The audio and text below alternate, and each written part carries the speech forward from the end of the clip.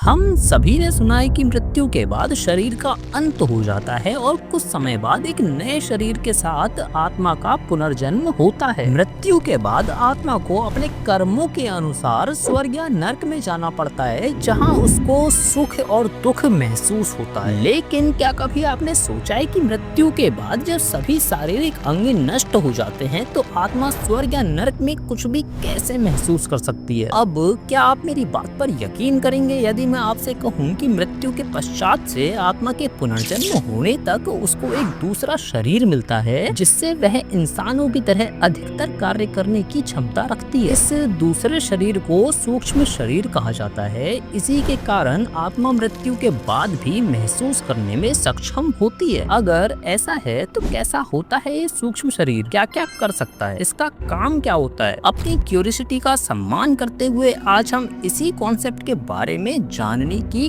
कोशिश करेंगे। सूक्ष्म शरीर को जानने से पहले हमें ये समझना होगा कि अध्यात्म में शरीर 3 प्रकार के होते हैं। नंबर 1 स्थूल शरीर, नंबर 2 सूक्ष्म शरीर और नंबर 3 कारण शरीर। स्थूल शरीर यानी कि वो शरीर जिसको हम लोग देख सकते हैं, छू सकते हैं, जिसको भूख लगती है, जिसका जन्म होता है, जो मृत्यु के बाद नष्ट हो जाता है, यानी कि हमारी फिजिकल बॉडी। ये स्थूल शरीर पंचतत्वों से मिलकर बना होता है, जैसे कि पृथ्वी, जल, अग्नि, वायु और आकाश। सूक्ष्म शरीर एक ऐसा शरीर होता है जो कि हम सभी में होता है लेकिन दिखाई नहीं देता है, यह अदृश्य होता है। कोई भी शरीर 3 चीजों से मिलकर बना होता है, स्थूल शरीर यानी कि फिजिकल बॉडी प्लस सूक्ष्म शरीर प्लस आत्मा। ये सूक्ष्म शरीर ही फिजिकल बॉडी को चलाने का कार्य करता है, जैसे कि हंसना, बोलना, देखना, सोचना, महसूस करना आदि। इसको ऐसे समझो, आँख, कान, नाक, दिमाग, ये सारे तो एक मृत व्यक्ति में भी होते ही हैं, लेकिन वह व्यक्ति फिर भी देख नहीं पाता, सुन नहीं पाता, सोच नहीं पाता, अपने शारीरिक अंगों का उपयोग नहीं कर पाता है। ऐसा इसलिए होता है क्योंकि इन सब अंगों को उपयोग करने वाला सूक्ष्म शरीर आत्मा के साथ स्थूल शरीर से अलग हो चुका होता है। इसे ही मृत्यु कहते हैं। मृत्यु के बाद स्थूल शरीर तो नष्ट हो जाता है, लेकिन सूक्ष्म शरीर हमेशा आत्मा के साथ ही रहता है जब तक कि आत्मा को मोक्ष की प्राप्ति न हो जाए। आत्मा को मोक्ष मिलने पर ये सूक्ष्म शरीर भी नष्ट हो जाता है। जिस तरह स्थूल शरीर पंचतत्वों से मिलकर बना होता है, उसी तरह सूक्ष्म शरीर भी 17 तत्वों से मिलकर बना होता है, जिसमें 5 ज्ञानेंद्रियां,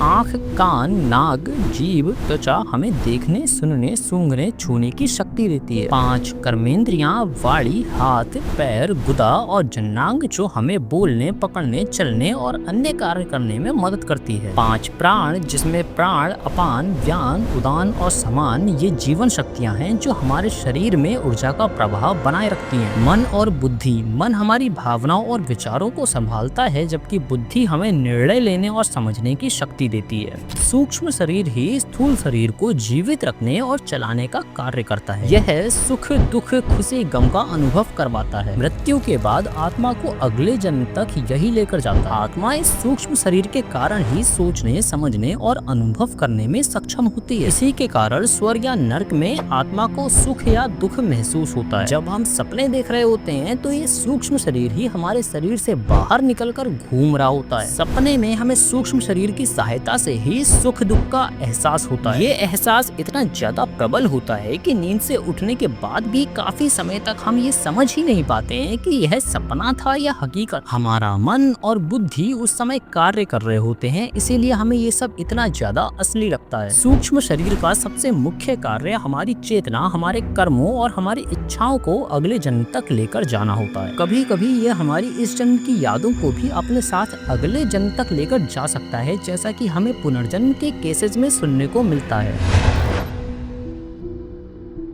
कारण शरीर सूक्ष्म शरीर और आत्मा के बीच की कड़ी होता है। इसे कारण इसलिए कहा जाता है क्योंकि यह सभी अनुभवों, कर्मों और हमारे भविष्य का मूल कारण होता है। ये एक तरह से स्टोरेज डिवाइस की तरह कार्य करता है, जो हमारे कर्मों, हमारी इच्छाओं को स्टोर करता है और अगले जन्म तक लेकर जाता है। इसी में हमारे सभी पूर्व के कर्म एक तरह से स्टोर होते हैं, जिनके आधार पर यह सुनिश्चित होता है कि आपका अगला जन्म कैसा होगा, किस जगह होगा, कैसा शरीर मिलेगा, आपकी जिंदगी कैसी होगी, आपके माता पिता कौन होंगे, किन परिस्थितियों में जन्म होगा, आत्मा को मोक्ष मिलने के बाद यह नष्ट हो जाता है। इसे बीज शरीर भी कहा जाता है क्योंकि यही हमारे पूर्व जन्मों के कर्मों, संस्कारों और वासनाओं का बीज होता है।